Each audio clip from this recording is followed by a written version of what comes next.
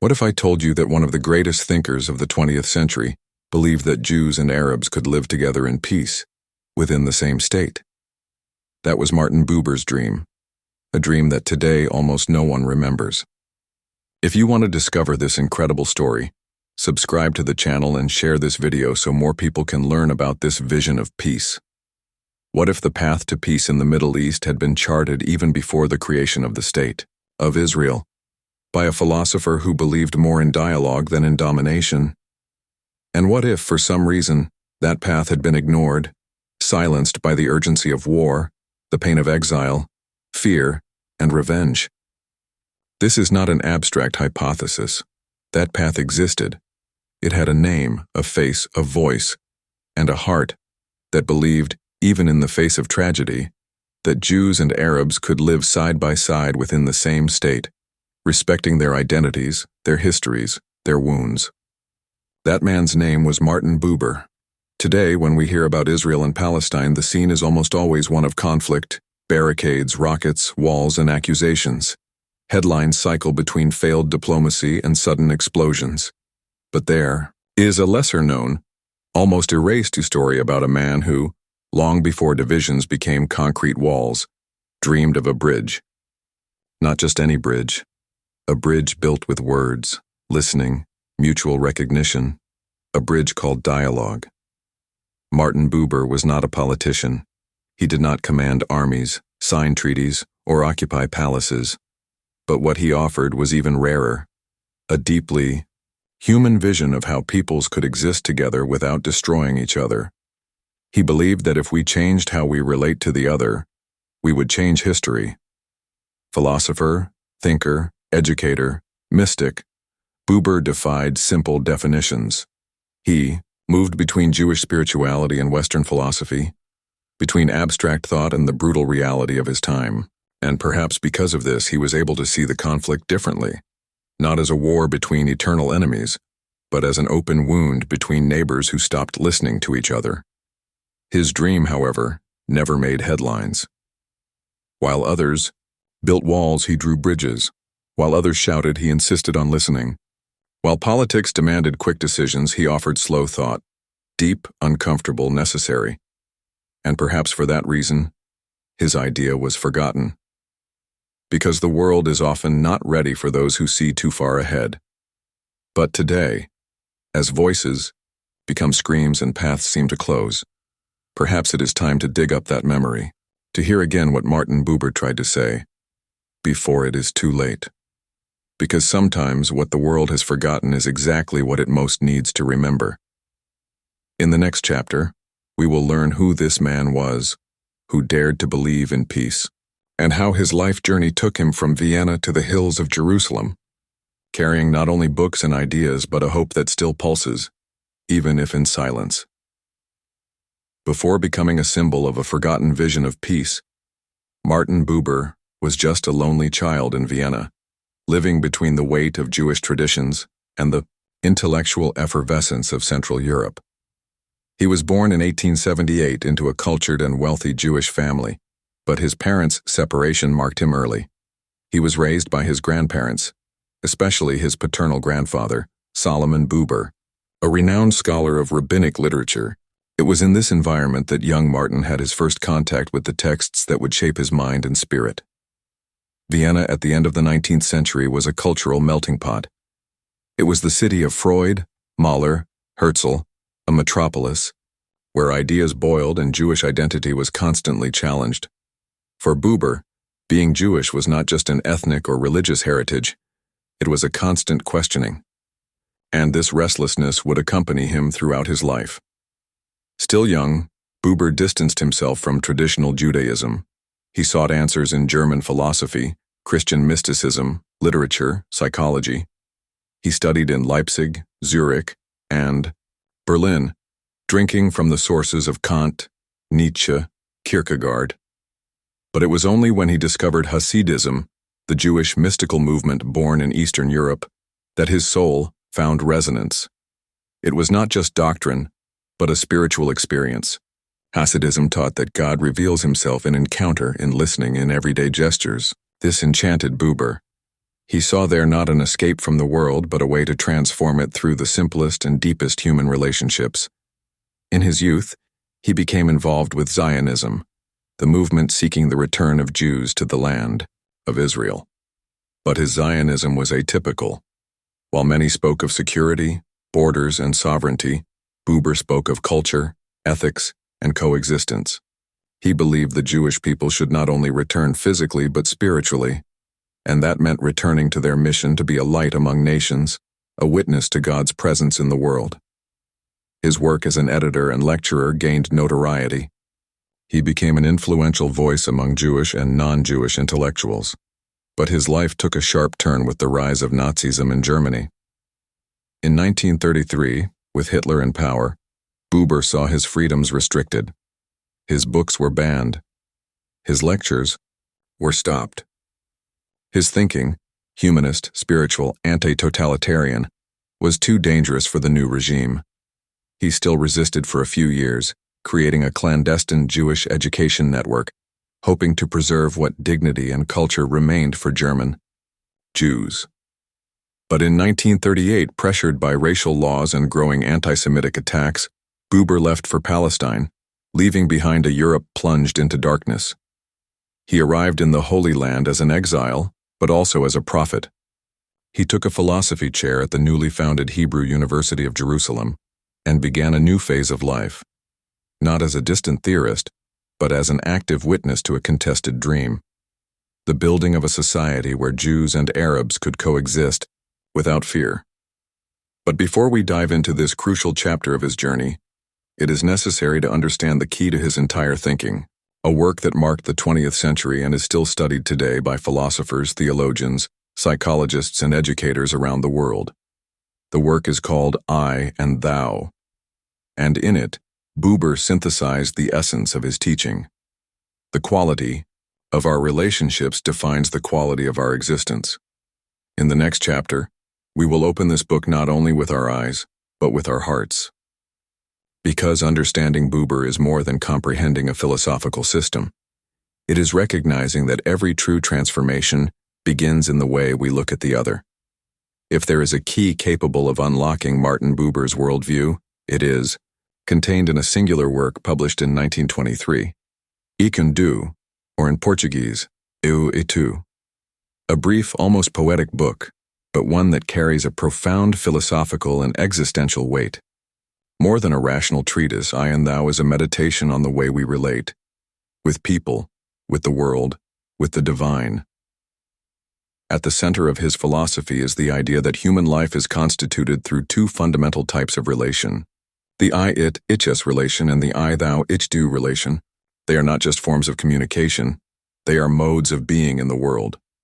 The I-it relation is utilitarian, functional. It is when we treat the other as an object, something that can be measured, categorized, used. When we speak to someone, only to obtain information, to complete a transaction, to exert control, we are in the realm of I-it. And this is the relation that dominates most of modern life. It is efficient but impersonal. It builds systems but dehumanizes. The I-thou relation, on the other hand, is radically different. It is when we recognize the other as a subject, unique, unrepeatable whole. We do not want something from the other, we want to be with the other. It is the true encounter, where two presences touch in their essence. It is the gaze that does not penetrate but embraces. It is the silence that does not separate but unites. For Buber, this I-thou encounter is not something that can be manufactured. It happens. It is always a gift, an opening, a risk. It can arise in a dialogue between friends, in the smile of a child, in the care for a stranger, or even in a sincere prayer. And each time this kind of encounter occurs, something sacred is revealed, yes, and for Buber the divine dwells in the I-thou relation. God is not only in a distant heaven or abstract dogmas. God manifests in the between, in the living space between two people who recognize each other as thou. Spirituality, then, is not an escape from the world, but a radical immersion in authentic relationships. This idea changes everything. It shifts the center of spiritual and ethical life to the everyday. It is not enough to believe in God. It is necessary to live in a way that makes the encounter with the other possible. And this applies to all spheres of life: friendship, marriage, education, politics. But Buber was not naive. He knew that most human relations take place in the sphere of it, and that it is inevitable to be so. We use tools, plan goals, structure institutions. We need this objective world. The problem is when we forget that the other mode also exists, and that without the experience of I-thou, life loses its soul. Buber responded to these criticisms by stating that politics and philosophy are not separate spheres. The way we relate to one another on a personal level shapes social structures. If there is no mutual recognition at the human level, how could there be political peace? His insistence on the importance of true encounter was, for him, an essential ethical foundation. However, even among those sympathetic to his ideas, there were doubts about the practical viability of binationalism. Fear of the other, historical wounds, and mutual distrust seemed almost insurmountable barriers. It was difficult to imagine that two nations with such conflicting narratives could build a common nation together, and history, unfortunately, confirmed these difficulties. The 1948 war, the Palestinian Nakba, growing militarization, and the hardening of national discourses made dialogue even more difficult. Buber's ideal was marginalized, forgotten by many, even disregarded as a real alternative. But what makes Buber's legacy so significant is precisely that his vision did not completely disappear. It persists as a call to hope and reflection, an invitation to revisit dialogue as a possible path. In peace movements, in cooperation initiatives between Jews and Arabs, in philosophical and theological debates, Buber's voice echoes. Moreover, his critique of the reductionism of the I-it relation remains highly relevant. In an era marked by polarization, dehumanization of the other, and the rise of radical voices, Buber's proposal to find the thou in the other represents an urgent ethical and political necessity. As we close this chapter, it becomes clear that Buber's dream was not a failure, but a challenge thrown to future generations. What remains for us to ask is whether we are willing to respond to that challenge today. In the next chapter, we will connect this vision to the present, reflecting on what remains of Buber's dream, what we can learn from it, and whether there is still room for dialogue in the turbulent contemporary Middle East context. As we move forward in the 21st century, Martin Buber's proposal continues to be a faint but steady light amid the shadows of the Israeli-Palestinian conflict. His dream of a binational state based on dialogue and equality seems today for many farther away than ever. Still, the relevance of his philosophy, especially the concept of the I-thou encounter, persists as a fundamental ethical tool to think about solutions and rebuild bridges. In the current context, marked by cycles of violence, political tensions, and growing polarization, Buber's message is paradoxically more necessary and more challenging. It is a message that goes beyond traditional politics and formal negotiations. It is a call for the transformation of human relationships, the perception of the other, and the culture of conflict. Many contemporary movements and initiatives try to rescue in diverse ways this dimension of dialogue. Coexistence projects between Jews and Arabs, peace organizations working directly within communities, and even some religious and intellectual groups seek to renew hope for a shared life. They understand that negotiation among political leaders is not enough. The social base must also build mutual respect and recognition of the other as a subject. Buber's legacy also manifests itself in philosophy and theology. His thought continues to influence the study of human relationships, ethics, and spirituality, especially in the discussion of how dialogue can be a path to overcome divisions. This influence goes beyond the borders of the Israeli-Palestinian conflict and reaches a universal dimension, applicable to various contexts of crisis and polarization. However, it is essential to recognize the obstacles still present. The reality of the wall separating Israel from the West Bank, territorial disputes, violence, and daily suffering make the practice of I-thou in people's everyday lives difficult. Fear, distrust, and radical narratives continue to feed division, but the persistence of Buber's vision teaches us that dialogue is not a destination but a process, a constant effort requiring courage, patience, and openness to the other. It is not an easy path, but perhaps it is the only one capable of offering true peace, one that is not based on imposition, but on encounter. For many, remembering Buber is an invitation to hope, reflection, and action. It is to remember that, even in the face of great difficulties, peace begins with the recognition of the other as a thou, not as an enemy. At this point, it is up to each of us to reflect. What space are we willing to open for dialogue? Are we ready to see the other with eyes of respect and humanity, despite differences and pain? We have reached the end of this journey through Martin Buber's thought and legacy, a philosopher who, amid the turmoil of the 20th century, dared to dream of possible peace between Jews and Arabs based on mutual respect and true dialogue. His proposal of a binational state, despite being rejected and forgotten by official history, remains alive as an ethical and political alternative that deserves to be remembered and debated. Buber taught us that authentic encounter with the other, recognizing the thou instead of the it, is the basis for any dignified and just human coexistence. In today's world where divisions and conflicts seem endless, Buber's thought is an urgent invitation to reflect on how we relate to differences, be they cultural, political, or religious. He challenges us to leave behind narratives that distance us and to courageously seek the dialogue that can open paths to peace. Therefore, the question for you who watch this video is, have we lost the way of dialogue? Is there still room for this true encounter in the Middle East and around the world? I would really like to know what you think about this. Leave your opinion, doubts, and reflections in the comments. Your voice is essential for this conversation to continue. And if you liked this content, don't forget to like the video, subscribe to the channel, and activate the notification bell so you don't miss upcoming videos, where we will explore other thinkers and ideas that can transform how we understand the world. We have reached the end of this deep journey through Martin Buber's thought, a philosopher who, amid the pains and hopes of the 20th century, dared to imagine a different future for one of the longest-standing conflicts in the modern world, the conflict between Jews and Arabs in Palestine. Buber was not just an abstract thinker. His philosophy was rooted in his life and the harsh reality he faced. He saw clearly and courageously that the only possible basis for true peace is not divisions, territorial conquests, or power impositions, but human recognition, the genuine encounter between people. The central concept of I and thou is not a mere philosophical theory.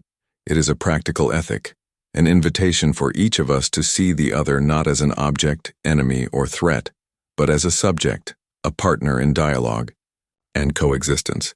This encounter, according to Buber, creates a relationship that can transcend differences and open space for building a society based on equality, respect, and cooperation. When Buber proposed the binational state, he knew he would face criticism, and he did. Many believed the idea was impossible, that political and historical realities made peaceful coexistence a utopia, but Buber was unshaken. He kept his vision alive until the end of his days, always believing that despite difficulties, dialogue was the only legitimate and lasting way to build peace.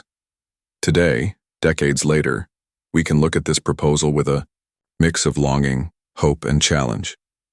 Longing because, in many moments in history, opportunities for dialogue were lost or ignored. Hope because Buber's vision continues to inspire movements, people, and projects seeking paths to coexistence. Challenge because the contemporary reality of the Middle East is marked by tensions, violence, and distrust that seem greater than ever. But it is precisely in these difficult moments that Buber's philosophy gains even more relevance. It reminds us that peace is not just the absence of war, but the presence of authentic relationships. Relationships that demand listening, respect, and openness to the other. Relationships that begin on a personal level, but have the potential to transform politics and society. This lesson goes beyond the Israeli-Palestinian conflict. It applies to any place and time where the other is seen as an enemy, where polarization and dehumanization push people and communities apart. Buber's call is universal, He invites us to recover the capacity for dialogue even when it seems difficult or impossible. So the question for all of us is, are we willing to accept this challenge? Are we willing to look at the other with eyes of recognition, seeking the thou instead of the it? Can we imagine a future where differences are not walls but bridges? Your role in this conversation is essential. So I want to invite you to leave your opinion here in the comments. What do you think about Martin Buber's vision? Do you believe there is still room for dialogue and peaceful coexistence in the Middle East? Or do you think the paths to peace are different? Your ideas enrich this discussion and can inspire more people to reflect on this important topic. And if this video touched you, sparked your curiosity, or brought a new perspective, be sure to subscribe to the channel and activate notifications. This way you won't miss upcoming videos, where we will continue exploring ideas, stories, and philosophies that help us better understand the world and, who knows, make it a fairer and more humane place. Thank you for being here, for listening and thinking together. Peace begins in encounter, and every true encounter is a seed that can bloom. To better understand the depth of Martin Buber's vision, it is important to highlight that his philosophy is not just about a political or territorial issue, it is above all a philosophy of human relationship. At the core of his thought is the belief in the transformative power of dialogue, which goes far beyond mere exchange of words. For Buber, dialogue is the genuine encounter between people who mutually recognize each other in their uniqueness and dignity. This encounter, the I-thou relation, creates a space where prejudice, fear, and distrust can be overcome.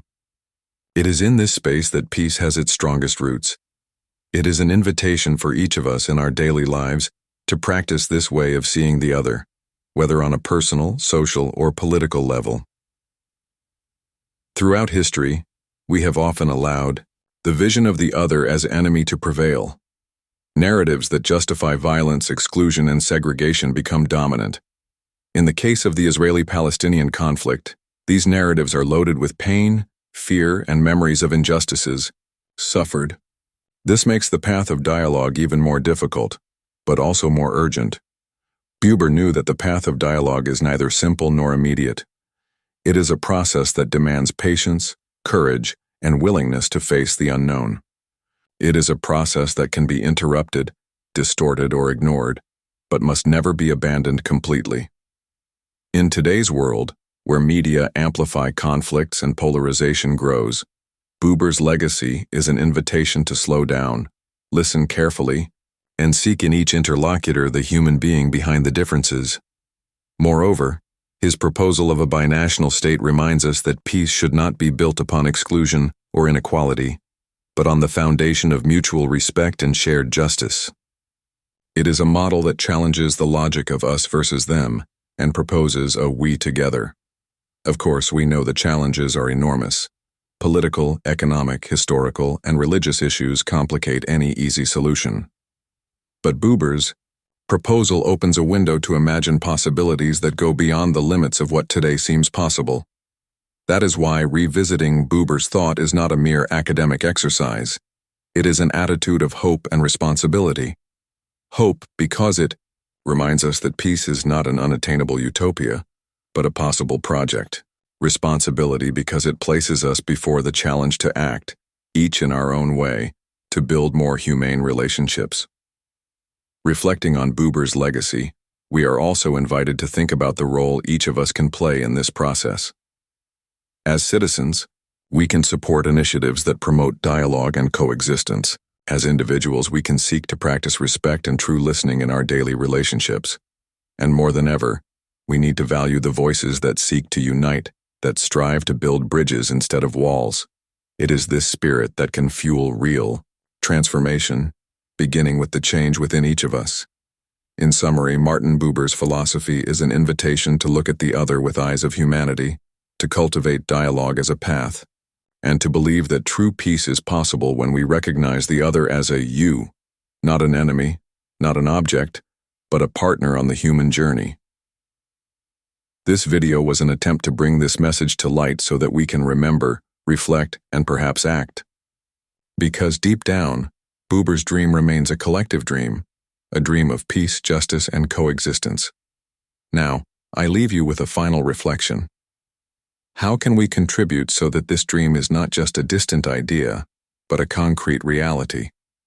What steps can we take in our lives, in our communities, to cultivate encounter and dialogue? I hope this reflection inspires you to look at the world and the people around you with more empathy and hope. And of course, I really want to hear your opinion. Leave your comment, share your ideas and questions. Let's build this conversation together, because only then can we walk toward a better future. Thank you very much for staying with me until now. If you liked it, please like, share, and subscribe to continue this journey of discoveries and reflections about the world, philosophy, and peace. Moreover, Martin Buber's philosophy challenges us to reevaluate not only the relationships between Jews and Arabs, but all human relationships that cross the contemporary world. In a time when individualism and social fragmentation seem to gain ground, the call to Idhu is an invitation to restore the deep meaning of community, based on authentic encounter and mutual recognition. When we look at the great current conflicts, whether in the Middle East, Latin America, Africa, or even in our cities, we can see how the absence of genuine dialogue perpetuates cycles of violence and misunderstanding. Superficial solutions that ignore people as subjects tend to fail because they do not address the root of the problem, the disconnection between human beings. Buber's vision is thus a practical philosophy, which can be applied on multiple levels, from family coexistence to international politics. For example, in communities affected by ethnic or religious tensions, programs that promote encounter and dialogue based on active listening can generate real transformations. On a larger scale, recognizing equal rights and respecting cultural and religious differences as proposed by Buber could pave the way for lasting peace. Another important aspect of Buber's philosophy is its spiritual dimension. He did not see dialogue merely as a social tool, but as an almost mystical experience, where the encounter with the you is also an encounter with the divine. This perspective adds a profound layer of meaning to his proposal, showing that peace and mutual respect are also a path of inner and collective growth. Therefore, revisiting Buber is also revisiting fundamental values that are often lost amid political and economic disputes: human dignity, empathy, responsibility for the other, values that are essential for any peace project that wishes to be true and sustainable. Furthermore, Buber's courage to defend his vision, even knowing he would be criticized and marginalized, is an inspiration. In a world where polarized and radical discourses often prevail, the courage to propose dialogue and coexistence is an act of resistance and hope. Reflecting on this, we realize that Buber's message is not a passive invitation but a call to action. Each of us can be an agent of transformation, promoting dialogue, challenging prejudices, and seeking mutual understanding. Finally, it is important to remember that no philosophy or proposal can solve complex conflicts alone. It requires the joint effort of political leaders, civil society, communities, and individuals. But Martin Buber's philosophy offers an ethical foundation and inspiration so that this effort is guided by profound human principles. In a world marked by environmental, social, and political crises, the search for peace and understanding among different peoples is perhaps one of the greatest challenges we face. Buber's legacy therefore remains current and urgent. For all these reasons, I invite you to reflect on this vision and share your impressions. How can we, in our daily lives, cultivate relationships based on respect and true listening? What attitudes can we take to build bridges where there are walls today? Buber reminds us that listening to the other, not just with ears but with the heart, is an act of courage and openness. It is putting oneself in the vulnerable position necessary for dialogue to happen. And it is precisely this listening that can transform adversaries into interlocutors and enemies into partners in building a common future. In the context of the Israeli-Palestinian conflict, this listening becomes even more vital. Only from recognizing the pains, aspirations, and stories of the other can we begin to build shared ground where coexistence is not just an imposition, but a conscious and respectful choice. Another important point that Buber's philosophy brings to contemporary debate is the idea that peace is not a static state, but a dynamic and ongoing process. There is no magic formula or definitive solution, but a daily commitment to dialogue, justice, and humanity. It is a work that demands persistence and hope, even in the face of difficulties and setbacks. That is why, when revisiting Buber, we are invited to understand that peace is built day by day, in small acts, in the encounters we have, in the choices we make to recognize the other as a you, not as an obstacle or threat. Moreover, Buber teaches us that coexistence among differences does not mean erasing differences but valuing them within a space of mutual respect. This plurality, when recognized and celebrated, can become a richness that strengthens the community rather than fragmenting it. This vision is especially relevant for the State of Israel and the Middle East region, where cultural, religious, and ethnic diversity is immense and complex. Building a society based on cooperation and dialogue requires recognizing this diversity and finding ways to coexist without violence. On a broader scale, we can take this lesson to other contexts of conflict and tension around the world. Whether in societies divided by race, class, religion, or ideology, Buber's invitation to genuine encounter remains a valuable path to overcome divisions. It is also crucial to highlight that Buber's vision does not ignore the difficulties, traumas, and historical injustices that mark the Israeli-Palestinian conflict. On the contrary, it recognizes these challenges and proposes facing them with honesty, courage, and empathy. It is an invitation for painful narratives to be heard and integrated into the peace-building process, not used as justifications for hatred and exclusion. This realistic yet hopeful perspective is what makes Buber's philosophy so profound and inspiring. It challenges us not to give up on the humanity of the other, even when everything seems to conspire against it. When we reflect on the relevance of Martin Buber's thought for current times, we realize that his philosophy transcends geographical and cultural boundaries. The I-thou is not only a relationship between Jews and Arabs, it is a relationship that can and should be cultivated in all human interactions, whether in the family environment, at work, in political institutions, or in fragmented communities. The invitation to genuine encounter is essential to overcome crises and build lasting bonds. In the digital age, where superficial interactions can reinforce dehumanization and distancing, Buber's message gains even greater importance. He reminds us that only by seeing the other as a subject, with their complexity, feelings, and dignity, can we establish authentic and productive dialogue. But how to put this into practice? The first step is the willingness to abandon prejudice and distrust, opening space for mutual understanding. This requires a constant exercise of empathy, which is much more than understanding the other's point of view. It is recognizing their intrinsic humanity, even in the face of irreconcilable differences. In the Middle Eastern context, this stance implies overcoming exclusivist narratives that tend to portray the other as an enemy or existential threat.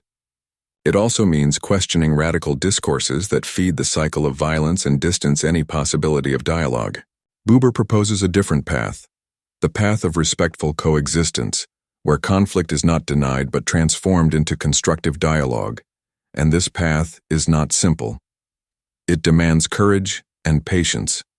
It requires leaders willing to listen, dialogue, and act justly, without abandoning the search for the security and rights of their people. It also requires the active participation of civil society, which can build bridges between communities, promoting contact, education, and cooperation in areas such as culture, economy, and the environment. Moreover, Buber's philosophy invites us to understand peace as a construction that involves both heart and mind. The spiritual dimension of the I-thou points us to the fact that true social transformation depends on inner transformation, the capacity of each person to open to the other, to recognize vulnerability, and to accept responsibility for the common good. Therefore, we can say that Buber offers not only a theory but a practical and ethical path to peace, which goes beyond political agreements and diplomatic negotiations.